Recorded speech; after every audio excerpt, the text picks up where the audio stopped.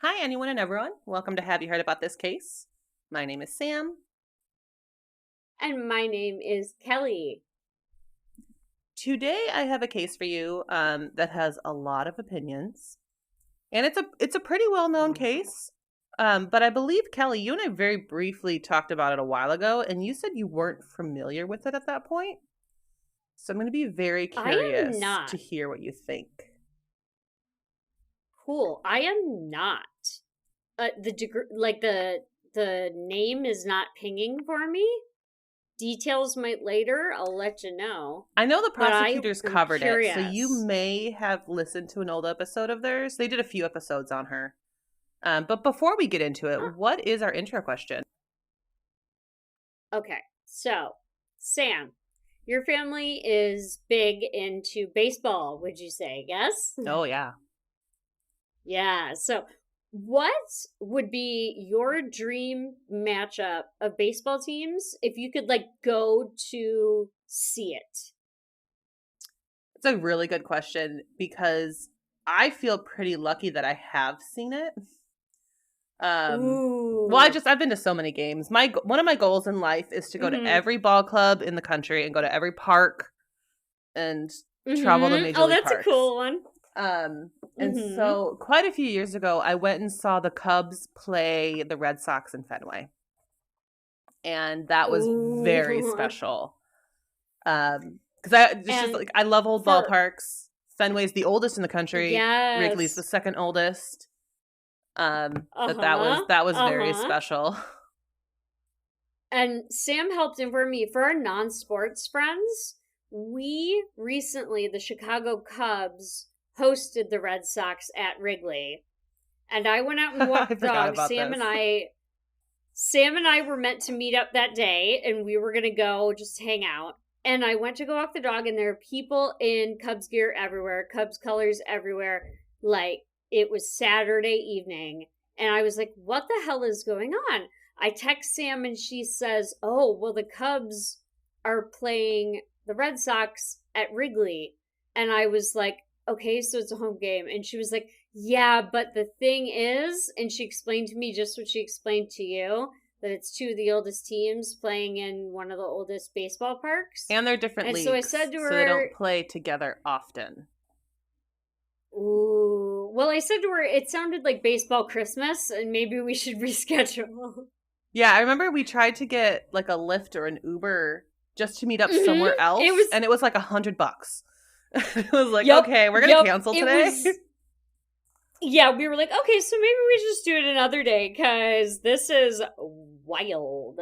Right. It's like, do you have an answer for this for your teams? But I know you're not a fan. um, Well, okay, don't get me wrong. I do think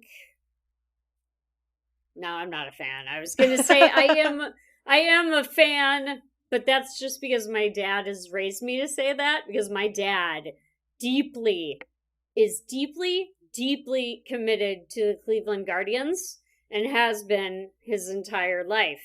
Hey, that's how I grew up as My a Cubs fan. yep, we were taught growing up, Dad, I don't know if I'm allowed to say this, but I'm gonna. We were taught growing up that the only things we were allowed to hate or say the word hate about were the New York Yankees and the Pittsburgh Steelers. That was it. Fair. So my dream matchup of teams would be all celebrities who don't know how to play baseball and they go against each other. Like That would be funny. you know the basketball game that is only played by celebrities and it's hosted each Right? coach, It's quote like a big unquote, is charity like a event. celebrity.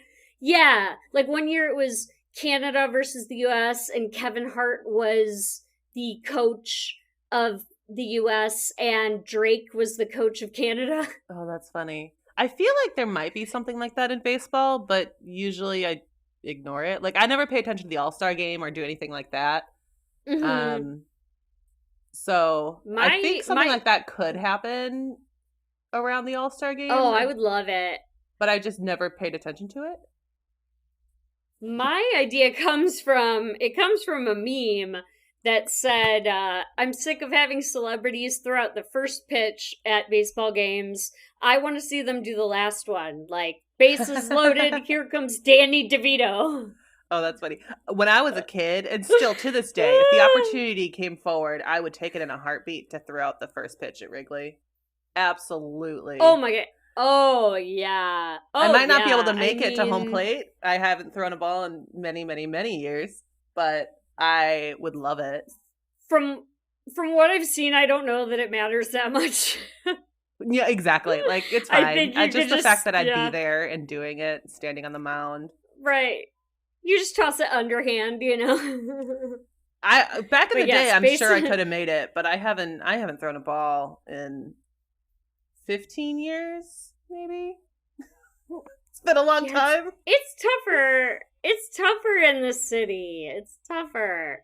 But well, yeah, I stopped playing see... in college, so I never went to elite sports with it. I just loved it. It's fun. But like, yeah, I just dream mashup.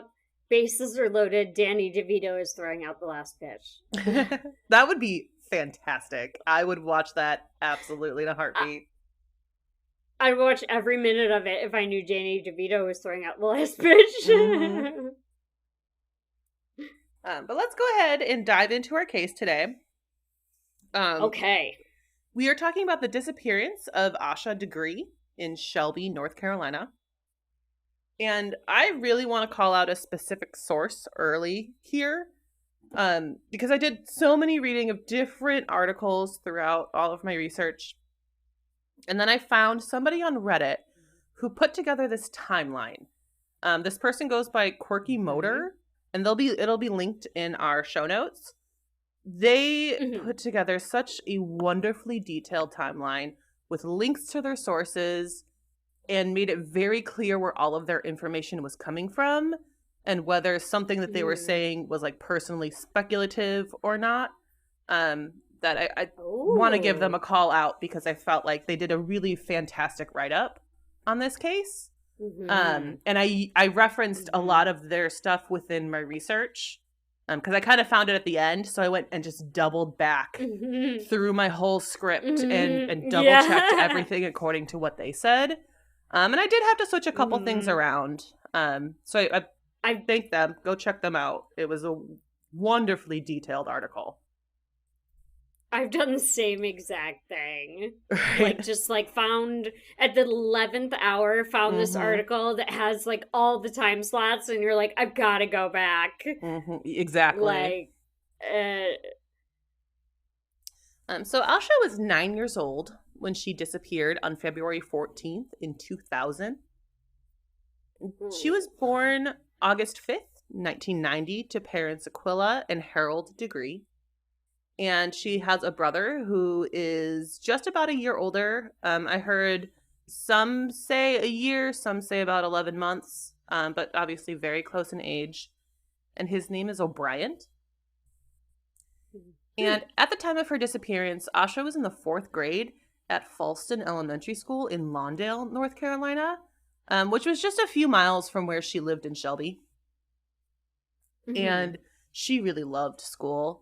She basically excelled in every subject, specifically math and science were the two that she excelled the most at. She seemed to really enjoy.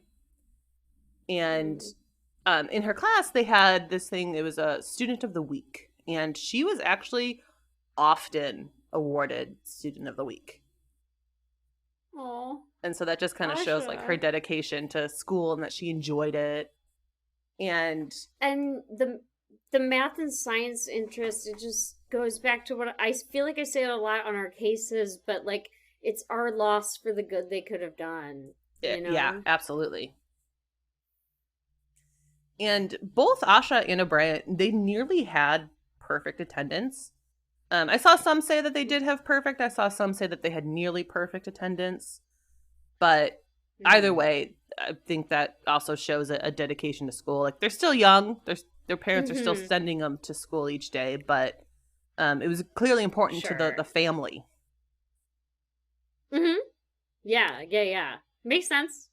And Asha, when she grew up, she really wanted to become an author and illustrator. And Oh. I think that just kind of shows, like, she excelled so much at math and science, but she still also really enjoyed the other subjects.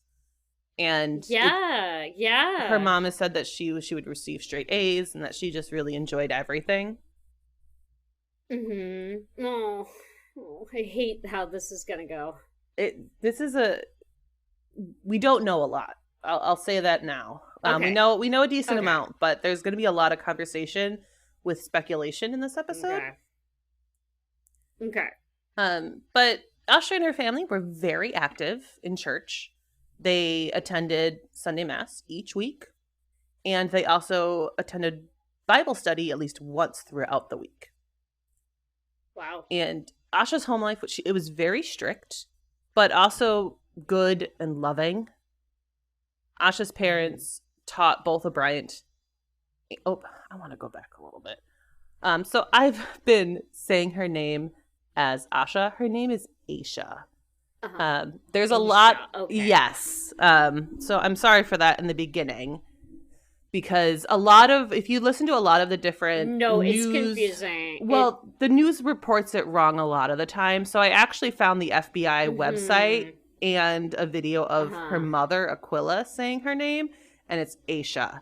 But most places say Asha, and that's stuck into my head. So I'm going to try to correct it and say Asha. Okay. For the rest of it. So, but her life at home was pretty strict. But again, it's all came from loving. Her parents loved her and loved O'Brien, and they wanted to create a safe and protective home, which is why they were strict. But they really taught stranger danger to both Asha and O'Brien. And we know how important that is after eating Pat's. Exactly. Aiton. I just did it too. Yeah, it can be hard when you're reading only and not doing as much like newscasts and things. So many of the stuff that we have is just on paper. Right. But with being taught stranger danger, at this point, they also didn't have a computer at home. And this becomes a really big topic of conversation in this case. But I'm going to say I don't find this odd at all for this time period. Yeah. I remember in 2000, it was a big deal because we actually got our first brand new home computer in my house the same year. Yeah. Yeah. And we didn't have internet for another couple of years. Because this is 1990. No, this is 2000. But still. Okay, 2000. But still, it was still really new. I don't think we had a home computer. We would use the computer lab at school. Exactly. And in many of library. The discussions I've read and the different podcasts I've listened to about this case, they really kind of make it a big point to say they didn't have a computer and that the kids weren't allowed on the internet because of the chance that they could chat with a stranger. And I think this actually comes from a quote from Aquila in about 2013 saying that she didn't want them to be in chat rooms and talking with people. But I think a lot of that also potentially comes in retrospect, because while I think it could definitely be a reason to not allow your kids online in the year 2000, I also don't think it's super common to have a computer at that point in your home, and even less common to have home internet. And yeah, I agree. Like, that's just my own personal thought. There's more I'll say about internet stuff later, but that's my experience. Called out over and over and over in this case. And I just I don't feel like there's as much weight on it as some people are putting. But regardless, stranger danger was very important in their household. And it would even be to the point where if Asha's extended family members knocked on their door, she wasn't allowed to answer the door, because you just never know. There could be a risk. There could be somebody else there. So it would always be Aquila and Harold answering the door. Neither of the kids were allowed to. Okay, I kind of see that too. Yeah, I don't think there's anything necessarily wrong with that. Yeah. And nearly all of the articles and discussions I've read about this case make it a really big point to say that Aisha was very shy and had a handful of fears. And she mostly, like, the two things that were pointed out more than anything else, and other than just strangers in general, was that she was scared of storms and that she was scared of dogs. And multiple friends and family members said that she was always really just content with living her life by the set of rules that her parents made for her. And that there didn't seem to be a desire to break the rules or anything like that. And good kid. Exactly. And she's 9 years old. She's still in that like pocket of age where you're not really rebellious and that you're still just pretty content with just living your day-to-day life with how your parents are asking you to. Yeah, exactly. And during her 4th grade year, Asha started to open up a little bit more, and she actually joined her school's basketball team. And this was kind of a big deal, especially with just how shy she was. And this helped her open up, make more friends.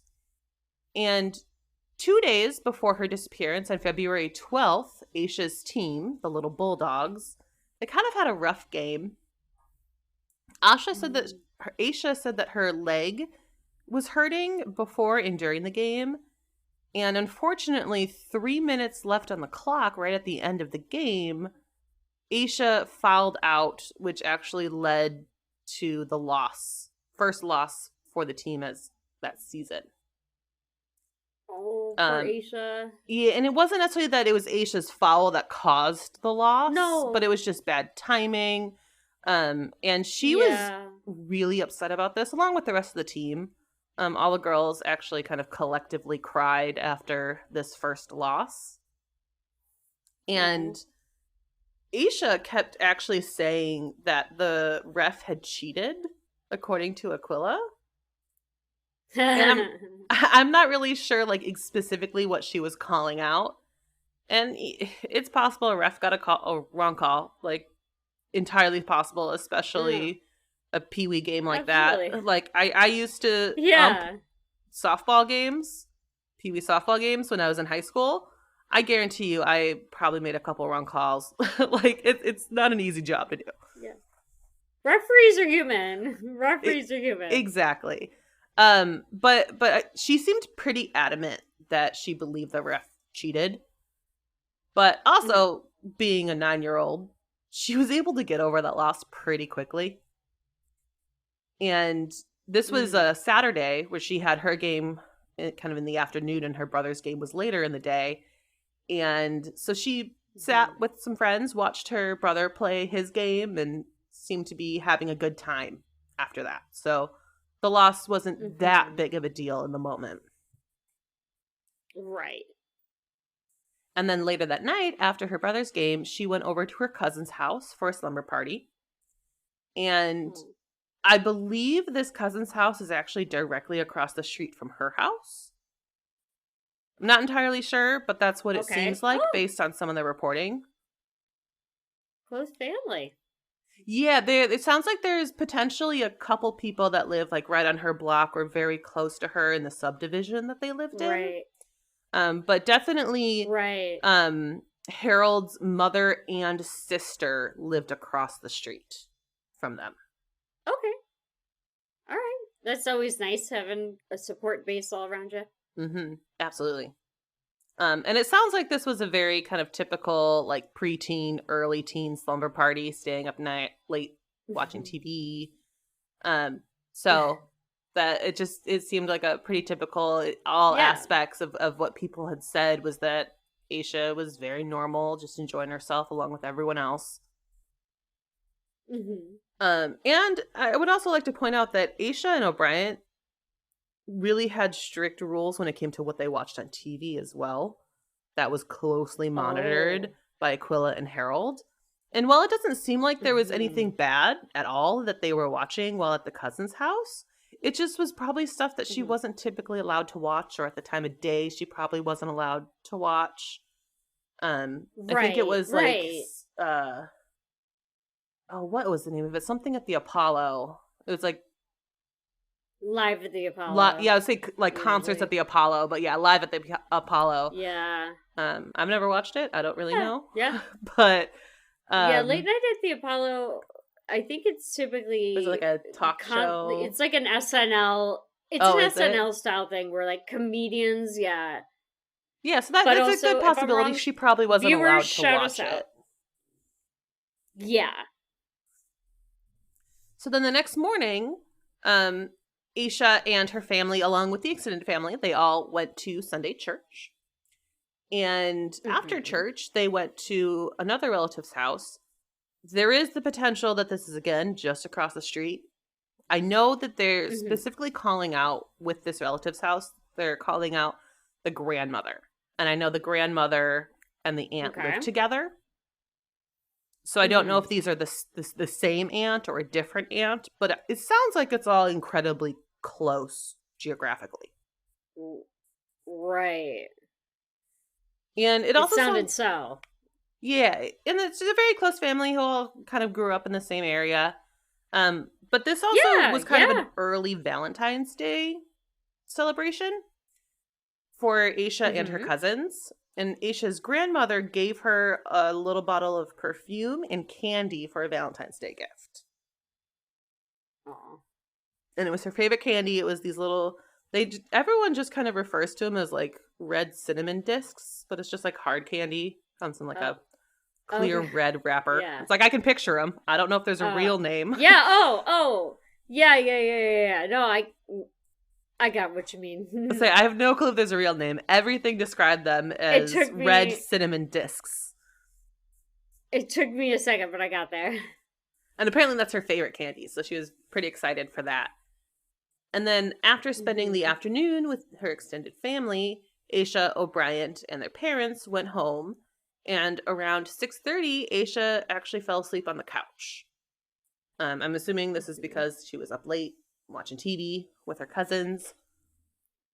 But she just kind of fell asleep on the couch. And this timeline is where it starts to get a little bit more foggy because we're not exactly sure how long Asha slept.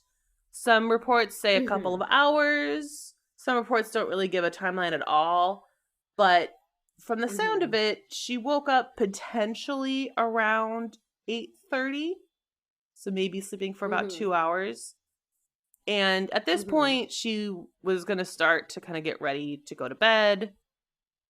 And usually their typical routine in the house is for Asha and O'Brien to both take baths or showers before going to bed. They like to do that so they didn't have to do it in the morning before school. But unfortunately, on this night, there was a car crash into a utility pole down the street and it causing all the power to go out. So they weren't able to take their showers or baths that night. So Aquila just said that, you know what, I'll wake you guys up early in the morning. You can take a shower before school instead. And she sent both of the kids to bed. Okay. So they're probably not juiced. Like, oh, man. Right. But it also makes me wonder a little bit. Like, she just kind of woke up from a nap and she's immediately going to bed. But that's also not necessarily weird. I was going to ask if the parents were in the house, if you knew. Aquila was. While she was sleeping, Aquila was. Okay, so yeah. It does seem odd to me she would let her daughter sleep for so long when she intended to put her to bed soon. Well, at the same time, she barely slept the night before, in all likelihood. Yeah. So she should get some rest before going to school the next day. So I don't necessarily see that as too weird. But something that is kind of... It's odd, but I don't know if there's any relevance to it at all. And Harold, he actually worked as a dock loader. And so he worked second shift. So he typically went to work mid-afternoon and was off at 11:30. And so he actually returned home around midnight. And Asha and O'Brien, they shared a bedroom. So Harold just peeked his head in to see both kids were sleeping. And now here's a couple different accounts of what Harold did next. Some reports say that he watched TV for a few hours and that the power had come back on around 12:30-ish. And then some other reports say that he actually left the house to go buy something for Valentine's Day. And Valentine's Day was Harold and Aquila's wedding anniversary. So he potentially went out to go buy like a last minute gift for their anniversary. Honestly, I don't think this detail is important at all. Just my personal opinion. Yeah. And I think as we continue, you might agree, but keep that in your mind because people do have opinions on this. Okay. They have opinions that Harold left the home? Yes. Okay. All right. So then around 2:30 a.m., Harold checked on the kids again before he went to go sleep. And he saw them both sleeping in their beds. And then not terribly long after Harold checked in on the kids, O'Brien heard Asha kind of rustling in her bed a little bit. And then he believes that she got up, went to the bathroom, and then a minute or two later, he heard rustling again. So he just assumed like she just got up, came back down, but I'm not sure if you've ever shared a room with a sibling. You don't really care. Like you just roll over. You don't pay attention to what they're doing. You're like, they're doing what they're doing. I'm busy over here sleeping. Exactly. So they're not exactly sure what time this happened because he didn't even attempt to look at a clock or anything. But he thinks it wasn't terribly long after Harold checked in on them around 2:30. Well, and he's a young boy too. Yeah, so he's 10. It wouldn't really occur to him to be like, I should check the clock. Exactly. So let's jump ahead to 5:45 a.m. and Aquila gets up for the day. It's just starting the day like normal. It's a Monday morning. And around 6:30, even potentially a little bit before 6:30, because this is one that isn't reported super consistently, she went to go wake up Asha and O'Brien so that they each have the chance to take a bath or a shower before school. Oh, yeah. And O'Brien was there, but Asha was not in her bed. And immediately, Aquila, she searched the whole house. She called all of her family members that lived within that general area. Her mother-in-law who lived right across the street. And when she couldn't find her, no one else saw her. She called the police at 9:40 a.m. So this is like minutes that she's doing all of this. Exactly. So they file a missing report. Good mom. Yeah, she was like full on, like had to figure it out right away. When she didn't get the answer that she needed, she immediately took action by calling the police. And the police, they didn't waste any time. They quickly determined that there was no forced entry into the house. And they brought in scent dogs who unfortunately were unable to find any trail of Asha's scent. Oh. And I don't see this being discussed in a lot of the articles and things, but in my research that I've done, I've heard that scent dogs can struggle to find a good trail when they are surrounded by a person's belongings, being in their home. Oh. And I think I've heard it kind of being referred to as it's just overstimulating to the dogs, where they don't know what direction to go in because it's all around them. So I wish that they were able to find a trail, but I'm also not terribly surprised they didn't. Yeah. That sucks. Ugh. Right. So while the police are searching the home and the scent dogs are in the home, Aquila, along with some of the other family members who lived close, literally took to the streets in their subdivision and just started calling out for Asha. And Aquila says that she actually woke up the whole neighborhood by 7 a.m. calling out for her. Oh. And my heart. So this community really came forward to try to find her. We'll get into some more of details of the search coming up shortly here. But people immediately wanted to do what they could. And they just banded together to help find her.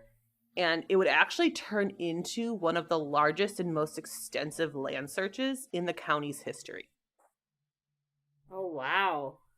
Like there What a were good that hundreds of people who community. came forward to help find her. Yeah.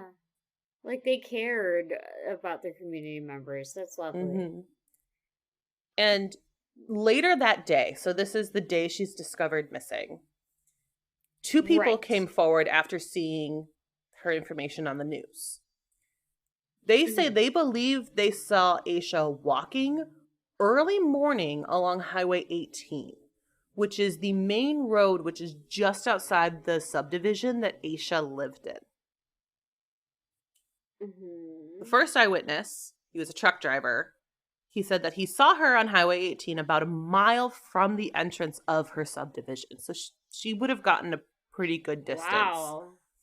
Yeah, And yeah. he saw her potentially 3:45 to 4 a.m., kind of in that 15-minute window. Oh. He wasn't entirely sure what time. Mhm. But he said that she was wearing a white dress, which is potentially described as a nightgown, and white shoes. Yeah. Like white sneakers. Okay. And he said he felt weird about this. So he actually turned around. And so now he's going, and she's walking southbound. So he's driving northbound. He sees her. He turns around to go southbound. And he rolls down his window when he comes up to her because he wants to make sure she's okay. And at that point, she actually runs off the road into a wooded area near a farm. So she's running away from this truck. Yeah. So he goes back down. He turns around again because he now needs to go back to the original direction he was heading in. And he does not see her on this third pass. And he also describes her as if she's kind of walking down and walking with a purpose, with a destination in mind. And that is something that kind of stuck out to him as well. And then a second driver, Interesting, who I believe was also a truck driver, was traveling with his son, who I believe was an adult. So I don't think it was like a young kid or anything. But they said that they also saw her around the same general stretch of road around 4:30 a.m. So it's about a half an hour later.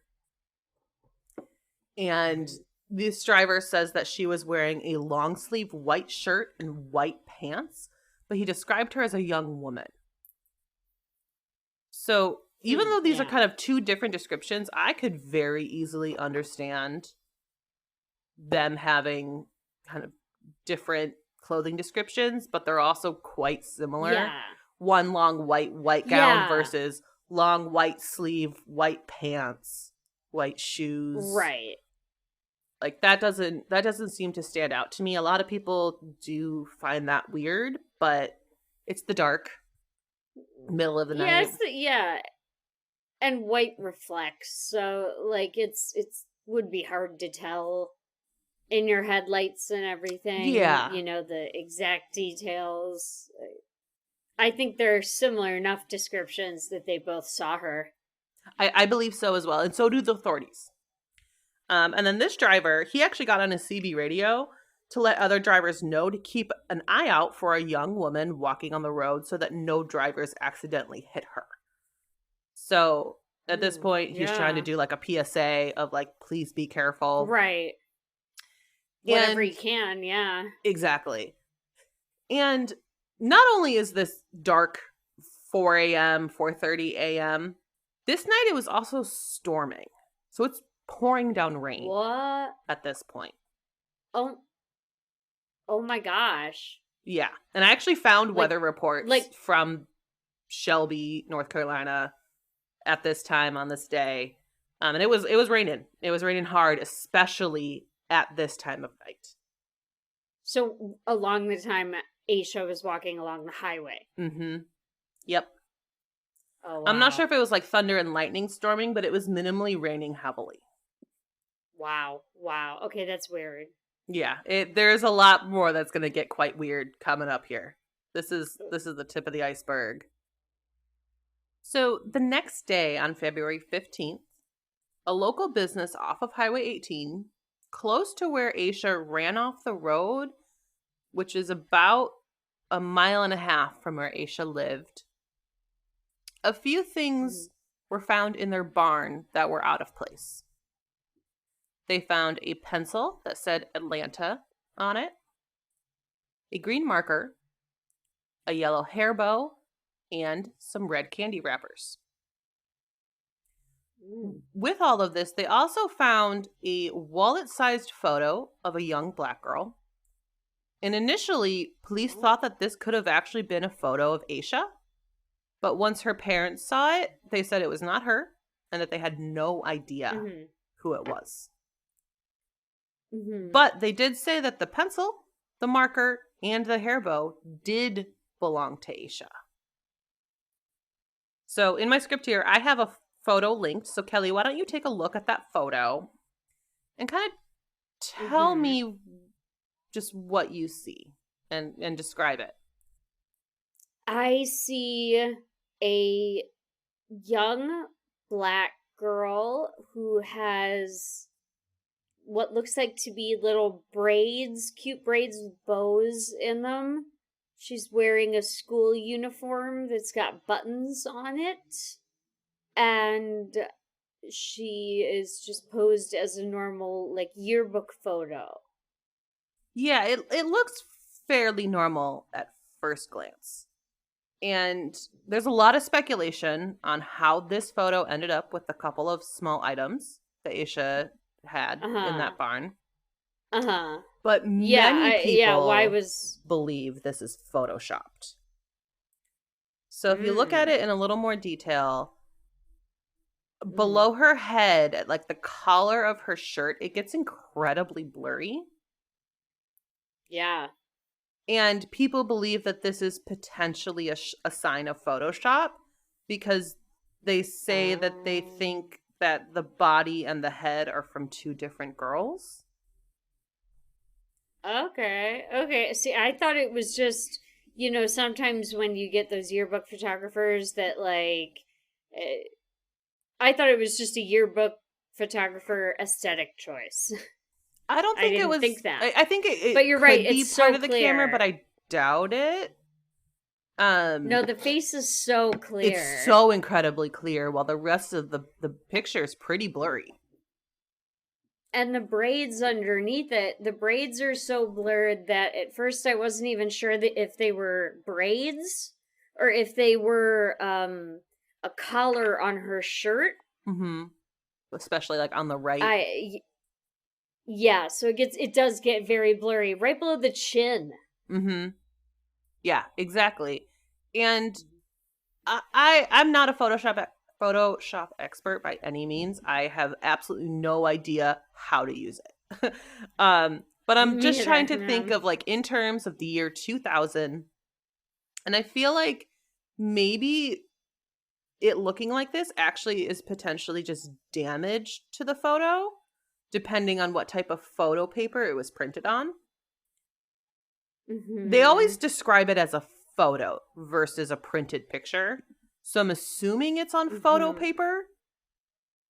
But, like, there's so many different qualities, especially if this is a school photo. It could be a pretty cheap quality. Yes. I don't know if it would, like, make it blur and, like, kind of the colors bleed like that. I don't really know. But possible. I know that you can... I think this wouldn't have been possible in 2000, but I think there's a way you can shift and tilt focus. It's just, I don't think that cameras were that sophisticated at this time to make the face only this clear and everything else blurry. It could have been possible. I don't know. But the reason why I don't think that's what happened is because, to me, this very much looks like a school photo, and I don't think that's something that they would have done for a school photo. I also, a lot of people think that her head looks too large for her body. I personally don't agree.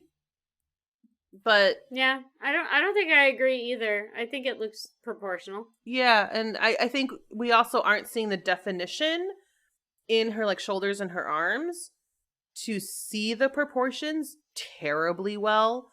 Even if you look, we'll post this on Instagram so you guys can see what we're referring to. But on the right side of the photo, at like just above the edge of her sleeve, you see like a huge indent of what the background is, which means that's really warped or Mm-hmm. something with that, which to me is like you Yeah. can't tell her proper proportions on lower than her neck. Yeah, the way her elbow is sitting, it her sleeve wouldn't be doing that. Exactly. Like it doesn't that doesn't quite make sense to me. It would look It's yeah, it would look odd, like the other side. Odd, yeah. Interesting. As we say. right? Interesting. And it's really eerie that even to this day, no one knows who this girl is or how Asha got this photo. That is good thing we came back around because I was afraid we were going to keep moving on. It is very creepy and eerie that this photo just turned up along with her belongings. That's very Yeah. creepy and scary. So now the next day, so this is now 2 days after she's disappeared. 2 days. Yeah. Aquila's been asked to take an inventory of Asha's stuff. And she discovers that there are a few items missing from Asha's bedroom. First, her book bag and a couple items of clothing. Asha took her nightshirt, which is sometimes described as a nightgown. I haven't been able to find like a super clear description coming from Aquila of it, but it's described as both in some articles. A pair of light-colored jeans, a pair of jeans with a red stripe on the side, a long-sleeve t-shirt with purple writing, a vest, white sneakers, a small Tweety Bird purse, and then obviously her backpack, which was black and beige. So there's a few things gone here. That's a lot, yeah. I was gonna say that's a lot missing. A lot of clothes. Almost like an abductor was like, pack your stuff. Yeah. But she was out there alone walking in the rain. I would say, or she packed her stuff. Yeah. Is there any mention, am I foreshadowing here, that the backpack was with her? When that the was truckers not saw her? reported in the report from the truckers. Not that I have seen. Okay. We'll get to the backpack again later. Okay. Okay, but the truckers did not see her with it. It's not that they didn't see her, it's that it wasn't reported. They could have. Okay. And I have no idea. Okay. There's also some speculation that Asha potentially packed her basketball uniform. But according to this Reddit post, which it seems like they've really done their research, this was not confirmed by law enforcement, despite being reported in, I believe they said 2 news sources in 2 separate articles, but no one else reported it. And this is something that I've listened to other podcasts discuss, and some of them kind of get hung up on the fact that they say she had her uniform on her. And when I first actually made the decision to cover this case, I was under that impression. And I found out another detail, which we'll discuss later on, that the theory that I thought was like a fantastic theory, it doesn't make sense to me anymore based on my research. But I understand how they got there. So we'll discuss that a little bit later. But that's just kind of how this case is. There's so many theories because there's a lot we don't know. And so during the search at the property where Asha's belongings were found, that pencil, the hair bow, the candy wrappers, they tried It was a barn, right? It was like a shed more than a barn. An outbuilding, yeah. Yeah, it was a shed. It actually had no doors on it. And it was actually filled with like old furniture. And Okay. this shed was actually 600 feet from the road. So it's a pretty good distance off the road to get there. But there was actually a light on the top of the shed that was lit up. So hearing the details of Asha running Yeah. away from the first trucker about 4 a.m. and running in that direction towards that shed, because that's exactly where he pointed it out. Investigators believe that she would have potentially seen the light on the shed and gone in there to kind of get rest out of the rain before walking back to the highway to be seen by the second set of truckers about 30 minutes later. Right. Okay. Well, I guess that would explain how her property got there. But I still am not 100% positive if she left it there or if someone else left it there. I have a personal theory, which again we'll just kind of discuss closer at the end of this, because there's so much odd information here. I don't want to give my theory out too early. Yeah. And there's a lot that I'm still I don't know. But since the morning of the 14th, at this point, February 14th, when Asha was discovered to be missing, search teams have been out conducting grid searches. This is a lot of volunteers. Hundreds of people showed up to help with this.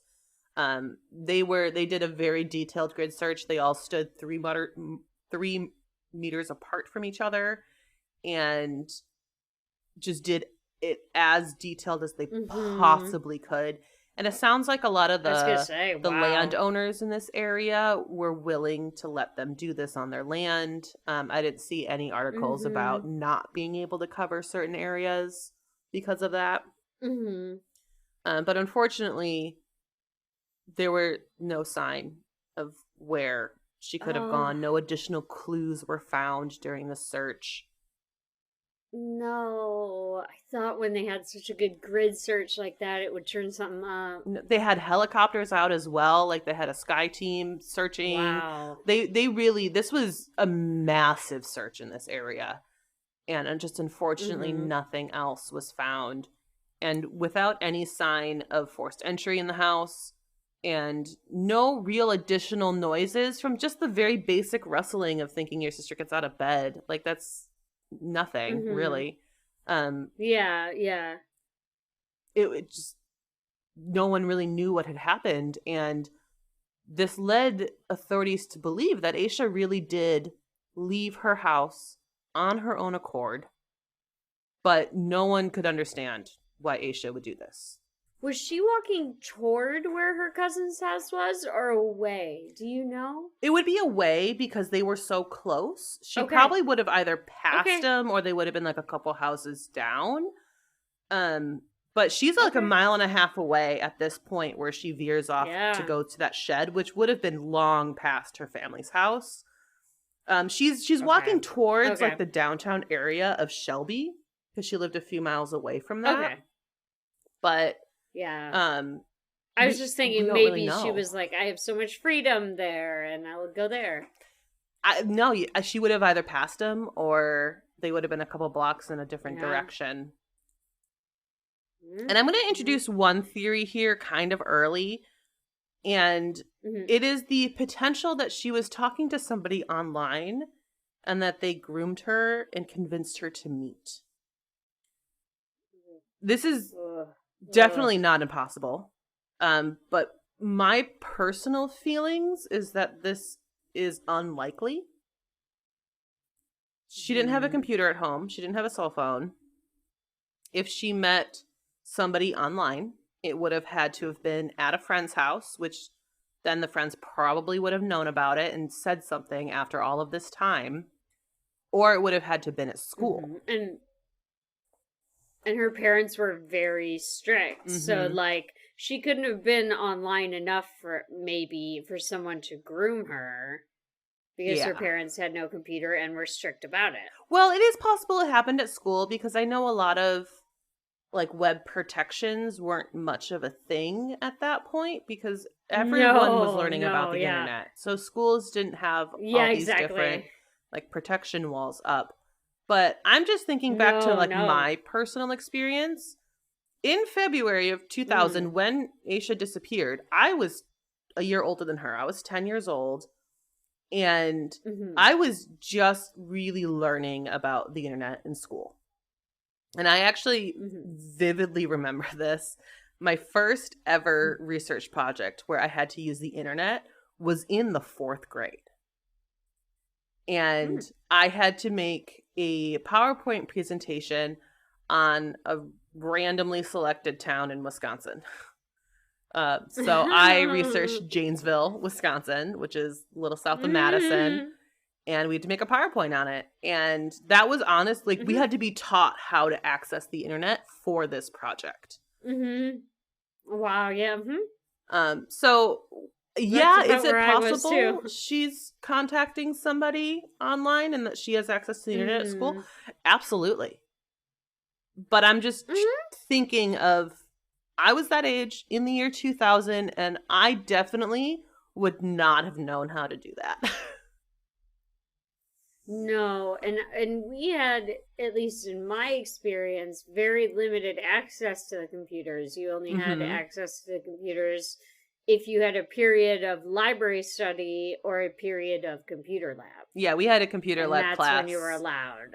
Yeah. Yeah. So I can't say it's not possible. I just think it's incredibly unlikely. But this theory is very widely discussed across the internet. So I just kind of wanted to put my personal thoughts because I was that age. I clearly remember this project. I remember the background I used on my PowerPoint. It was purple. It had ribbons on it. I think it was called like Purple Ribbon. I'm pretty sure. Class. Yeah, like I vividly remember this. So I'm just like, I think I have at least an insight to potentially her brain at this time. But every kid is also different. Her school could have taught her more computer stuff at a younger age. Yeah. But also, with all of that being said, this doesn't mean that Asha wasn't potentially groomed in person and that they persuaded her to leave the house. We'll discuss more in that theory later, but it's not impossible again.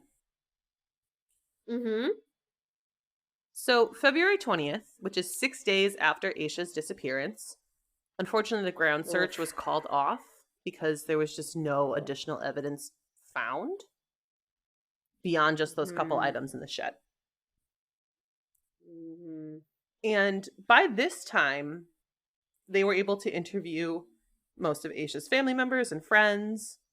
And one thing that was kind of odd that stuck out to investigators is that Asha had shown a couple of her friends that she had a few dollars in her Tweety Bird purse.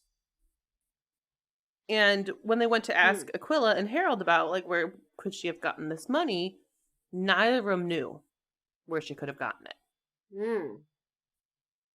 So that's just kind of something that's interesting. And also, to me, tells me if her friends are saying this type of stuff within a couple days after her disappearance, if they actually knew anything about potentially talking to somebody online, or even if she's talking to somebody in person and she let them know, they would have said something.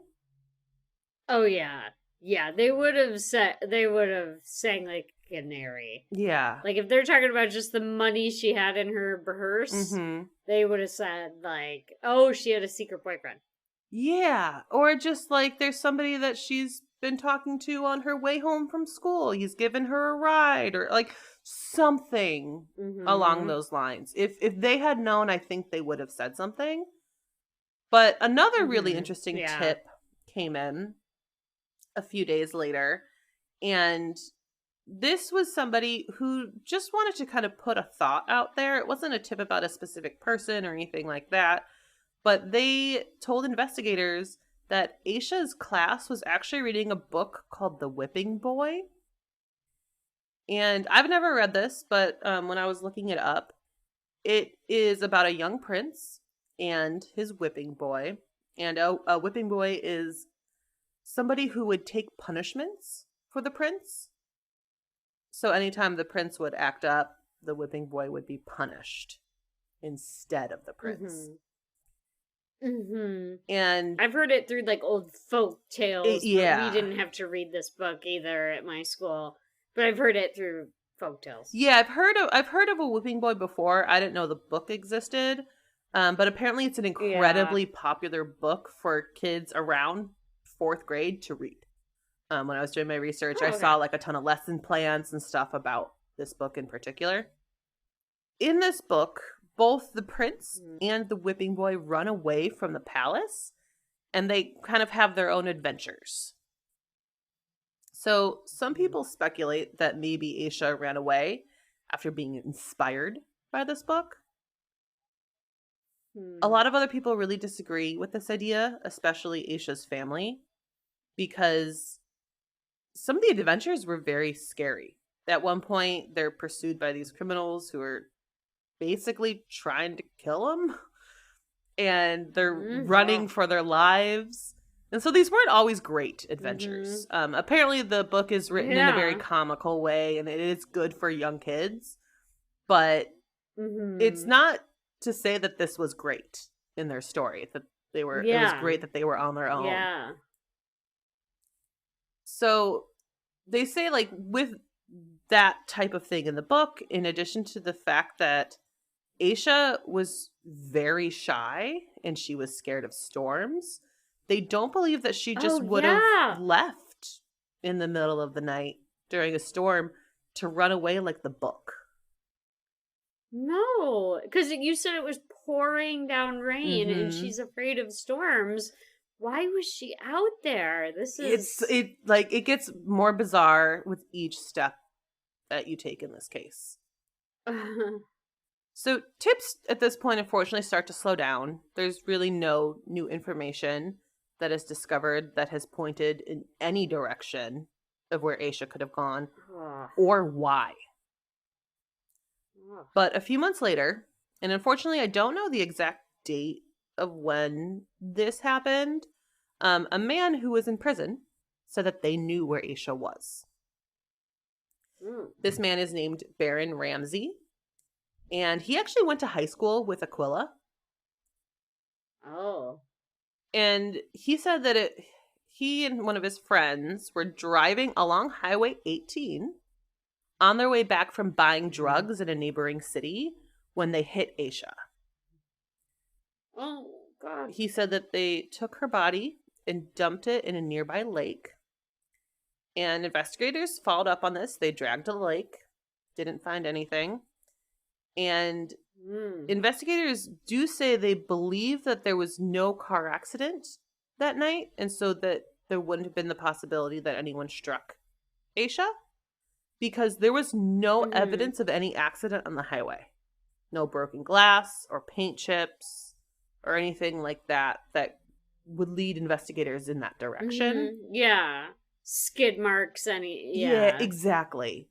So they didn't really do too much follow up after there was nothing found in the lake. And it was actually determined that Mhm. he had the potential to be up for a plea deal, and that they think that he was talking to get a better deal at that point. Ugh. That's None of that's disgusting. quite confirmed, but that's just kind of the common theory. Mhm. Yeah, that's my theory in the Yeah. last 2 seconds or so. Right. What a piece of trash. What a piece of trash to give this family hope. Right. And unfortunately, things go quiet again for a while. Ugh. But in August 2001, about a year and a half after Aisha goes missing, her backpack is found. Oh. It was found about 26 miles north of where she was last seen while walking south on Highway 18. So the opposite direction of where she was walking. Yeah. And it was found by a construction worker who was clearing land to make a driveway. So that sounds like, to me, it's kind of in the middle of a wooded area. Yeah. Yeah. And 26 miles is just so far Mm-hmm. from where she was seen. It That's gets so weirder. The backpack was Mhm. buried and it was wrapped in 2 plastic garbage bags. What? Yeah. So it was like clearly disposed of. Right, not good. Whatever it is, someone was trying to hide it. I would say, and it's clear that the disposal was meant to hide and conceal what was in it. Mm-hmm. Oh no. So it's just it's so bizarre. Some things were found in her backpack. Initially all the reports said that some clothing was found, a pencil case, and some paper. And years later, in 2018, some more details came out about what was in this bag, but we still don't know everything.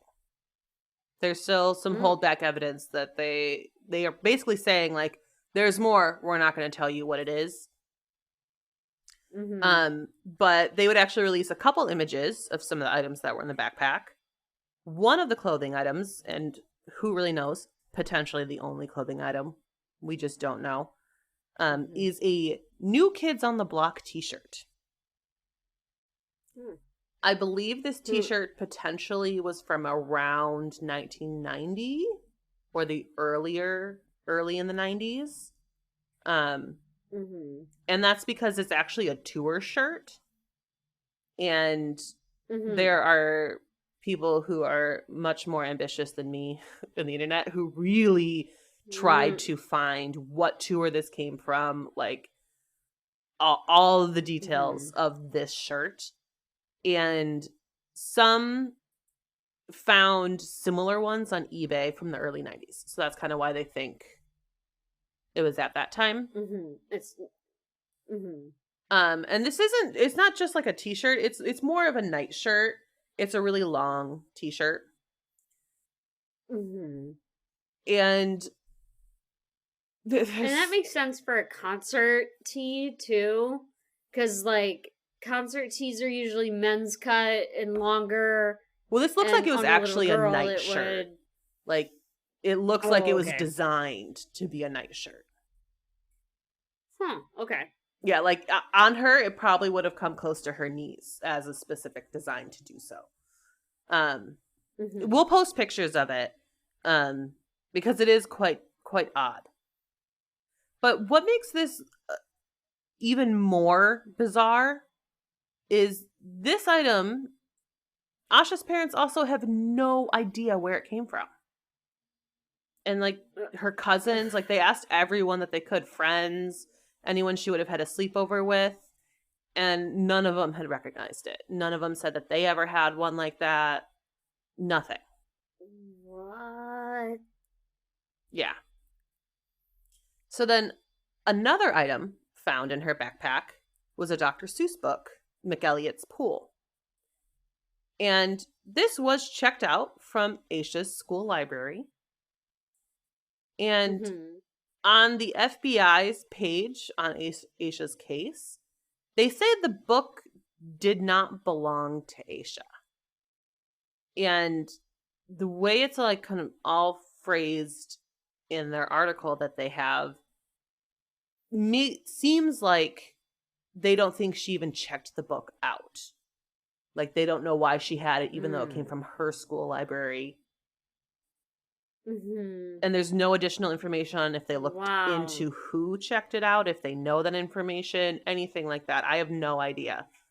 But again, this is something that her parents are like, we don't know why she has this. This makes no sense. Right. And that would have been my first move is like, okay, well, who signed it out? Yeah, exactly. Like it's really weird. And so, unfortunately, this is many years. I kind of jumped ahead to 2018 just to talk about the information from the backpack that the FBI finally released. But throughout all of those years, there unfortunately wasn't much movement or any movement really in the case. There were a couple different instances where different men were arrested for crimes against children in the area. But when they would look into these potential suspects in relation to Asha's case, There was either no direct evidence that they could go on, or they had alibis. So there wasn't much they could do. Ugh. And it wasn't until about 2015 when investigators did a re-investigation to this case. And they had received tips. I'm assuming these are old tips. Couldn't find that clearly stated, but I'm assuming by the re-investigation description that they say that they did, this means previously recorded tips, not new. Yeah, like following up. Yeah, and they said that they saw Asha getting into a 1970s green car the night that she disappeared. I have a handful of questions with this. But the tipsters were able to give a general description of the car. They say that it could have been a Ford Thunderbird or a Lincoln Mark IV, and that the car had rust on its wheels. So I have questions like, where was this scene? What time was this scene? But either it's not known or law enforcement hasn't released it publicly.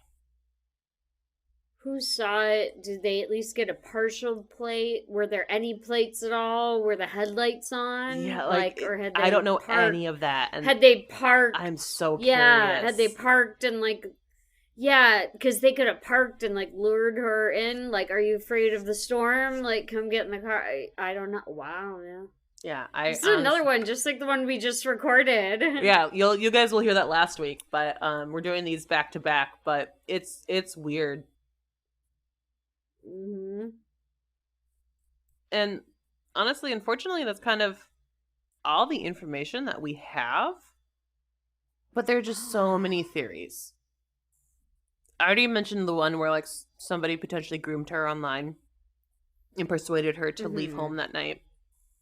But it's really hard to imagine reasons why Asha would willingly pack a bag, willingly leave her home in the middle of the night, and walk down the highway minimally 1.5 miles to where witnesses saw her in the rain. Yeah. Yeah. Well, I'm really struggling with imagining that as well. Why would she? Oh my gosh. I've heard some podcasts, and I was all gung-ho for this theory until I dove in a little bit more and I found that Reddit article with the whole theory that she potentially packed her basketball uniform. Because that was actually published in articles. So I understand how that can be seen as an official source and yes, she would have packed it. But as this Reddit post laid out with sources of their own in there, that it was 2 separate articles that said that she packed her basketball uniform, but nowhere else ever mentioned it, and there's been no confirmation from police that she packed it. So it's possible that she did, but we don't know. But it's also possible that that was miscommunicated. But a theory that a podcast came out with was that, and I thought this was a very smart theory, but they said that they think she may have been so upset over the loss of her basketball game that maybe she felt like she needed to get more practice in. So she woke up early to walk to school to get practice in. And I think where this theory got confused, there is a school that is south of her, which is the direction she was walking in.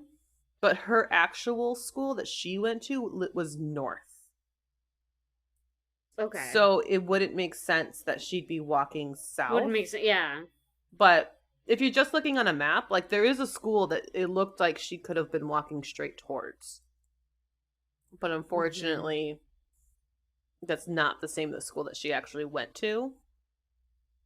Because I'm that makes so much sense. She seems like a very good, smart girl who always wants to do right. And if she's so upset about this Right. loss and is blaming herself, she might want to like Mm-hmm. overcompensate with a big action and Yeah. show her dedication to her sport. Right.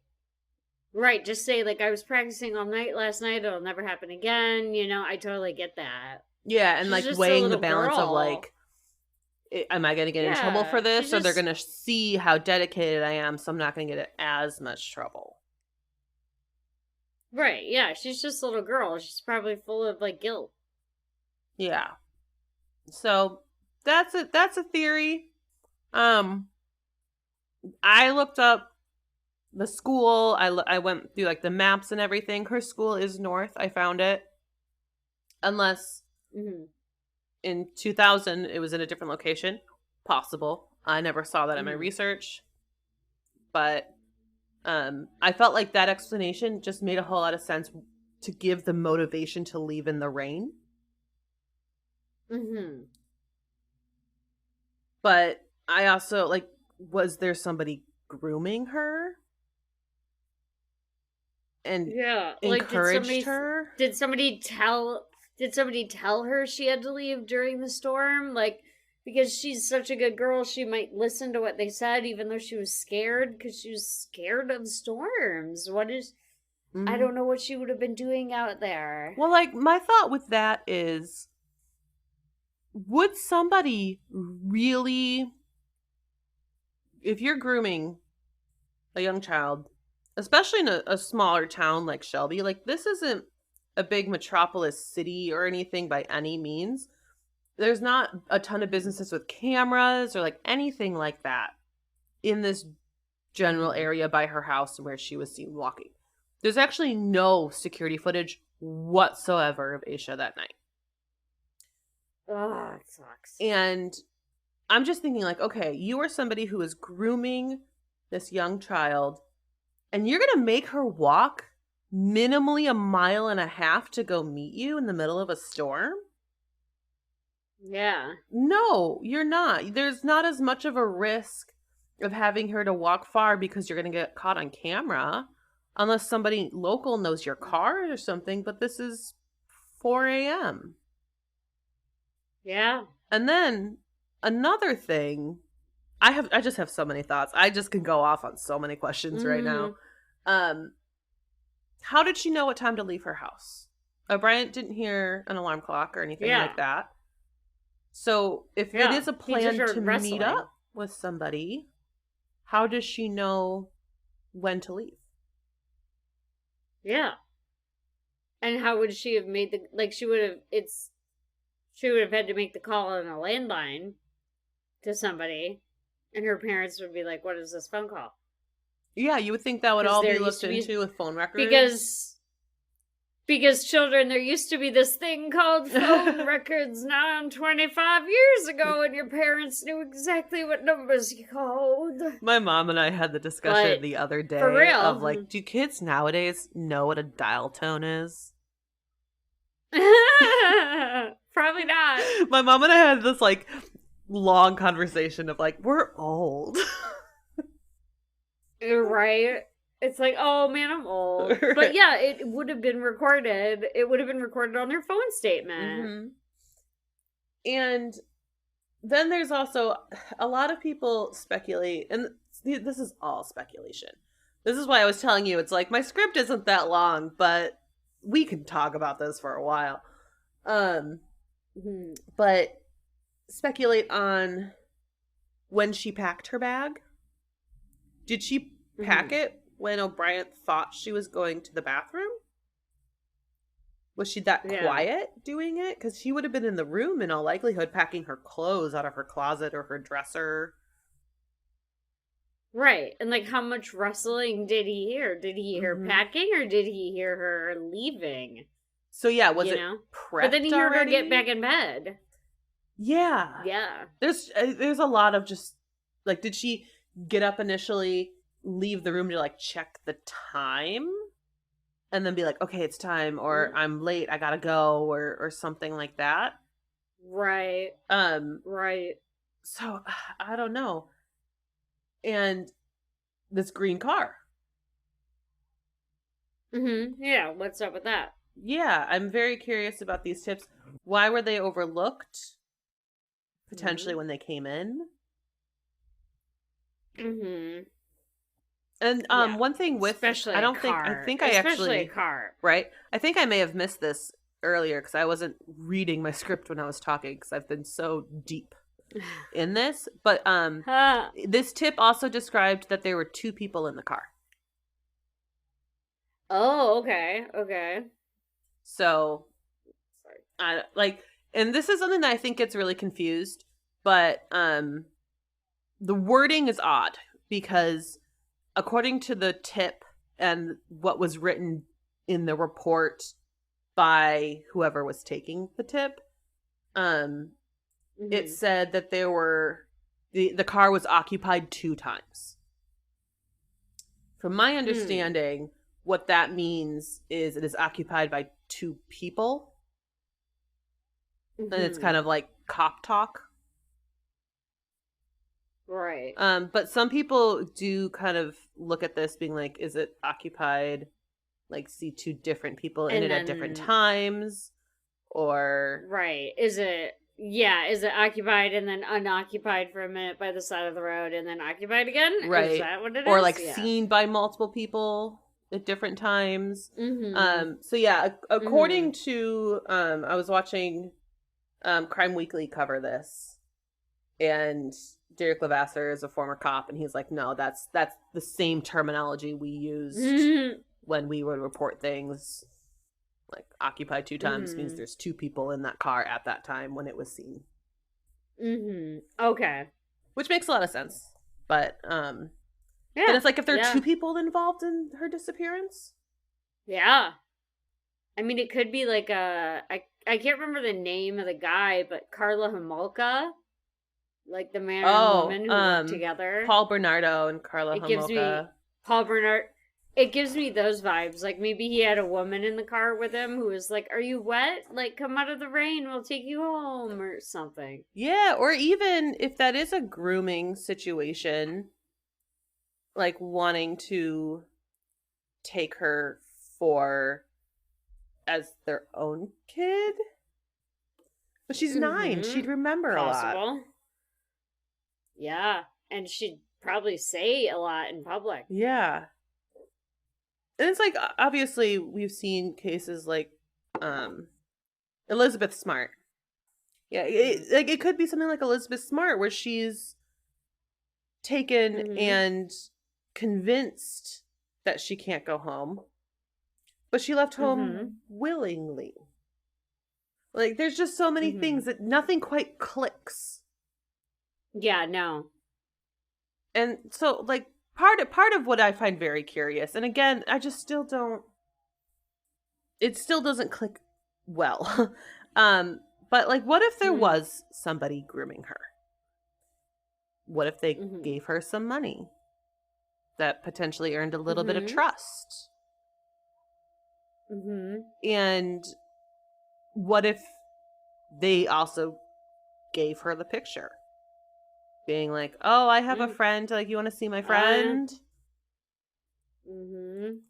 But I guess it's so weird that the picture's never been identified. Like, we have no clue who that young girl Yeah. is. Right.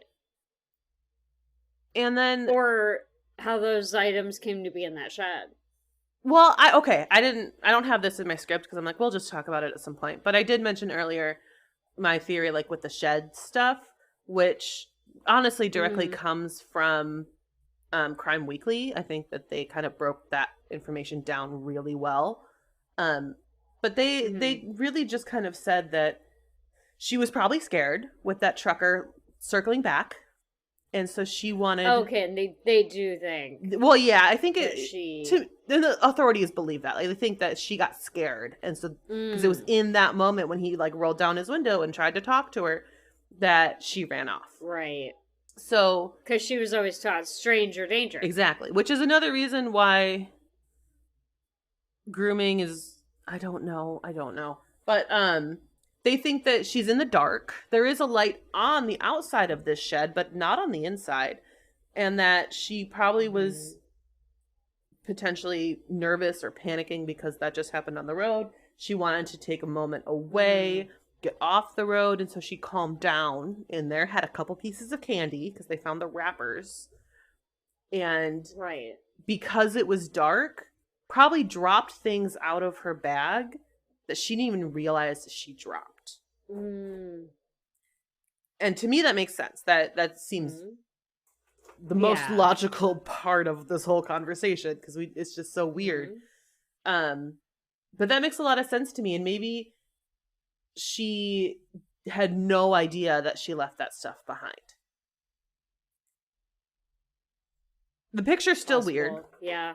Picture's still weird. We don't know why she had it.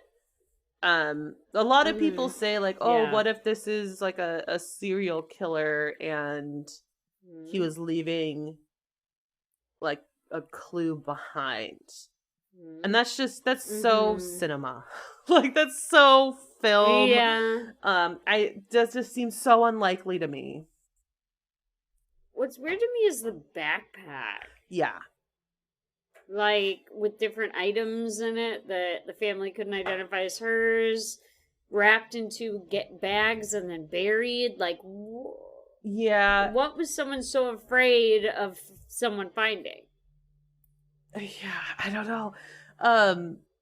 The backpack's weird. The backpack to me, because the people also talk about like, oh, what if she got lost? What if like she had this big runaway ambition, like in The Whipping Boy, and she got lost and died to the elements? Because it was also like mid-30s that night. It was cold. It absolutely could cause hypothermia.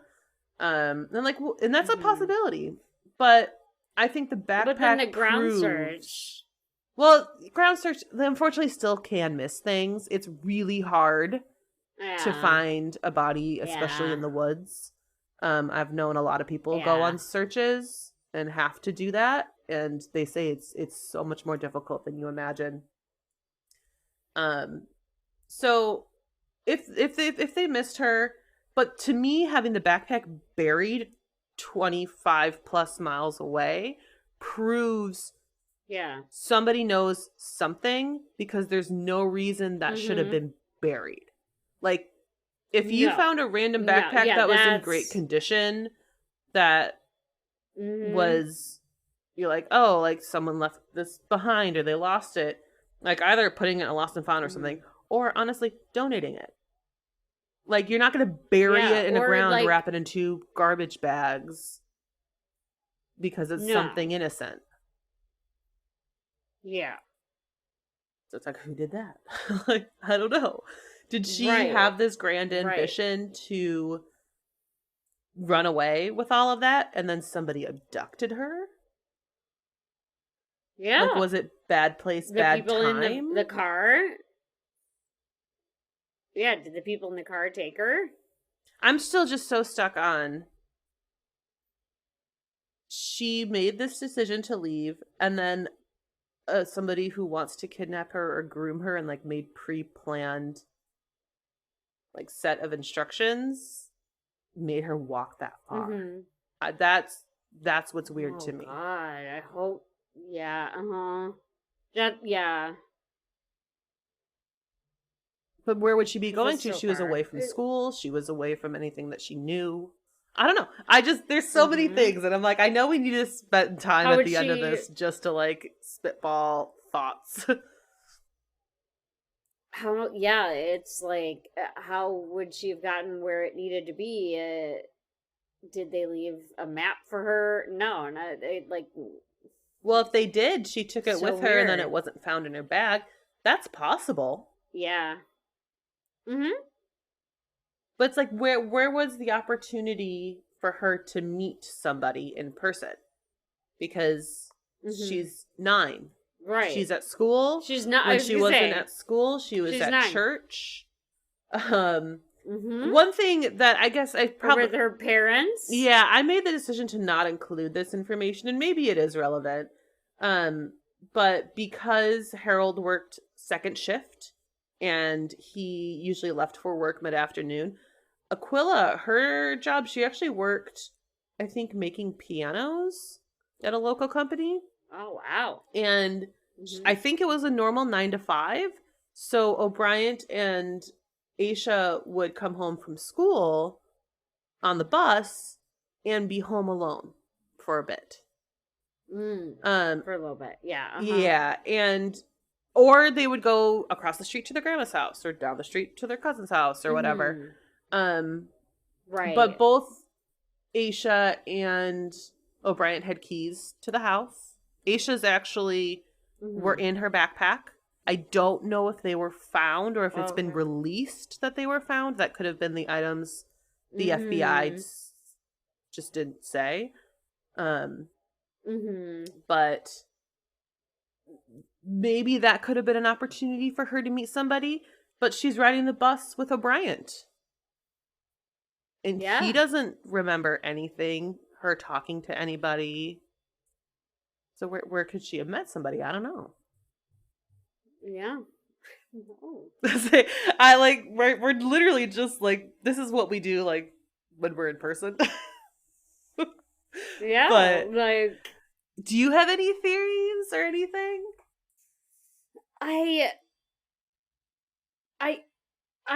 have nothing but confusion for this one. Just because being 9 years old, I know how it is to be 9 years old and scared of something. Right. And that's real scared. So, like, if she were real scared of storms, I don't know how they would have even lured her out of her house if anyone did. Exactly. Like, how did they convince her that she should leave during the storm? Right. And then why, again, I just brought up my biggest question here, which is why, if you didn't need to hide something, why would you wrap it in a backpack, 2 garbage bags, and bury it? Yeah. You're hiding something. Whoever's property that backpack was on needs to be searched. I think that I didn't put that all in here, but yeah, they had no relevance. It was like proven easily by investigators. So I didn't really put it in there because they are really irrelevant to this. It was just found on the property. But like the parents were cleared super fast. Especially like you look at Aquila's immediate action calling 911. Within minutes, she was on the phone with 911. That's not the sign of guilt. Like, at all. No, absolutely not. That's the sign of like an urgent parent. Exactly. And they've done a lot in kind of like the missing persons community and done a lot within Shelby, North Carolina. That's very great for the community. They've raised a lot of money. Props go to them because that has to be so hard with what they've gone through. Yeah. But like, how many unanswered questions did we just rattle off in the last couple minutes? Right, and these poor people have to live with them forever. Yeah, and this poor family. This episode's coming out just like a week after her disappearance. No, a couple days. Wow. After. This episode's actually coming out on February 15th. So at that point, it'll have been 24 years since she disappeared. Wow. Yeah, so we'll post links and everything in our show notes, and that'll be any information to potentially call in tips or anything like that. But this is one that I want to see an answer to.